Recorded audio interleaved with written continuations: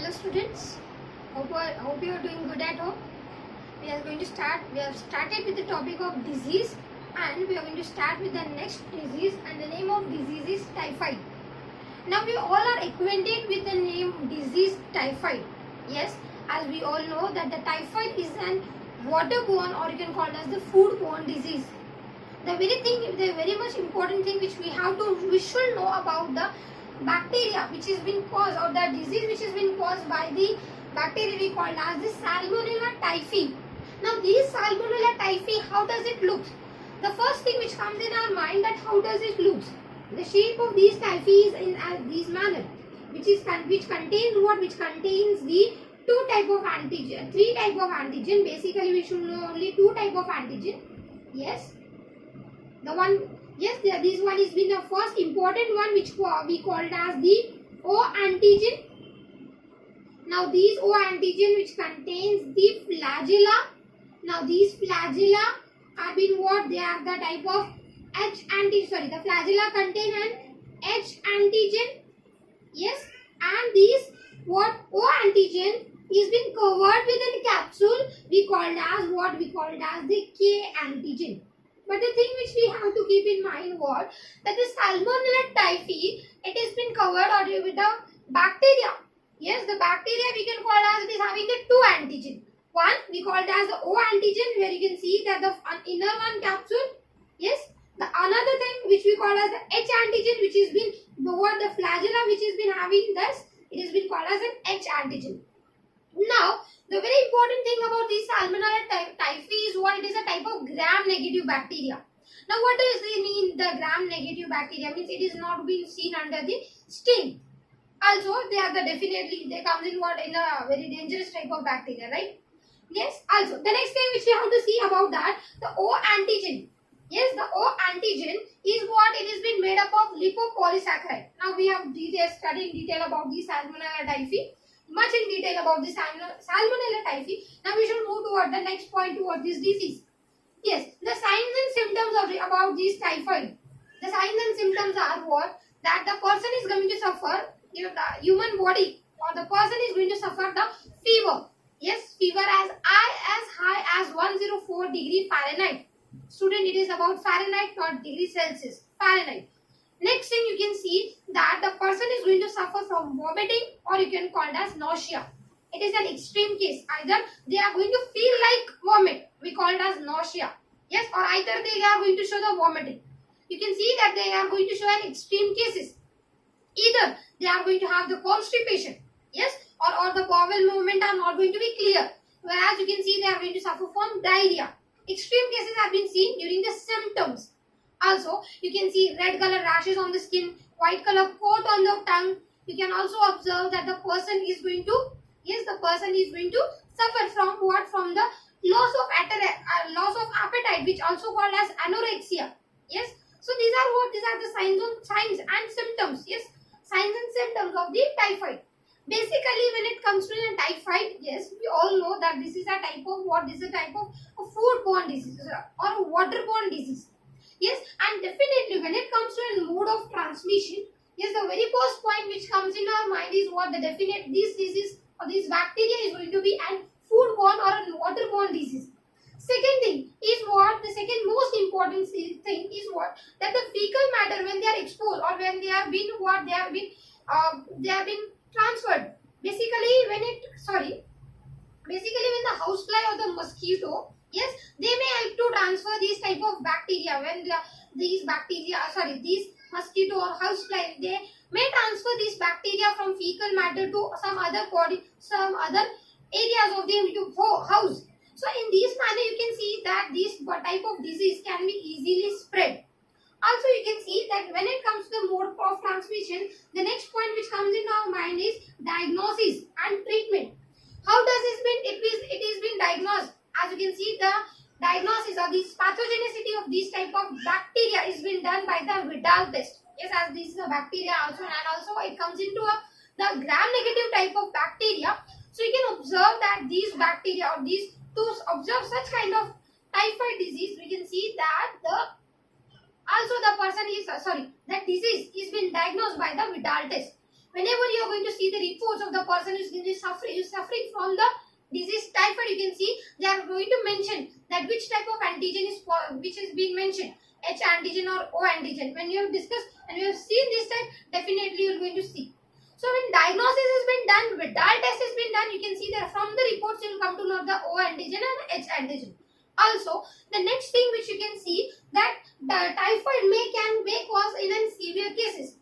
When it comes to in severe cases, yes, when it comes to in severe cases, the gallbladder may remove. Yes, it may cause to removal of an gallbladder, but during the severe cases. So what have been expected, or what are the medicine which are supposed to take it? An antibiotic which is being called as chloromycetin. Antibiotic chloromycetin has been supposed to take to, yes. Also you can see that the vaccines have been invented regarding these such type of disease we call as typhoid. There's the oral, two type of vaccine, oral and injectable. The oral type of vaccine is being called as Typhoid 21, whereas an injectable type of vaccine is being called as Typhim 6 or Typharix. Overall, what we have to discuss, or what we have to study in about the typhoid. The very first thing which we have to study is the typhoid, the name of these bacteria, Salmonella typhi, and the type 2 antigen we have to discuss. Second thing, we have to keep in mind that what are the antibiotic and the vaccine which have been used for the person who are suffering from these diseases, right? So they can be given. Okay, and definitely you all are smart enough to know that such type of major steps are not being taken by us. They should be prescribed from the doctor, right? So we'll move towards another disease we call as pneumonia. When it comes to the pneumonia, yes, definitely the first thing which comes in our mind, the disease which is going to affect, yes, the disease which directly affect to what? To the lungs. Exactly, yes. Also we can call it as the disease which is going to have the condition, or we can call as an inflammatory. What do you mean by inflammatory? Yes, it is a type of what we जैसे हम लोग हिंदी में उसको घाव बोलेंगे. Yes, just the rashes we can call as, or you can inflammatory in or many ways you can see. As you can see the inflammatory condition of lungs, it is a type of injury, or you can see that the alveoli of lungs. What it means, what the air bags of these type of lungs have been filled with water. Yes, even these cases been observed. So what we can see when it comes to the pneumonia, it is being caused by many ways, or by viruses. You can see it can be caused by the influenza virus, it can be caused by the paravirus. Yes, it can be called as well adenovirus. Yes, para-influenza virus, you can call it as the viruses which have been respiratory syncytial virus. Yes, also you can see that it can be caused by the bacteria which we call as Streptococcus pneumoniae. Also the pneumonia can be spread by the fungi. Yes, the pneumocystis jirovecii or pneumocystis carinii. It can basically, you can also see that the pneumonia can also be spread. Yes, the pneumonia can also be spread through the chemical injury or the chemical problem. Also, it can cause by the physical injury which has been caused on the lungs.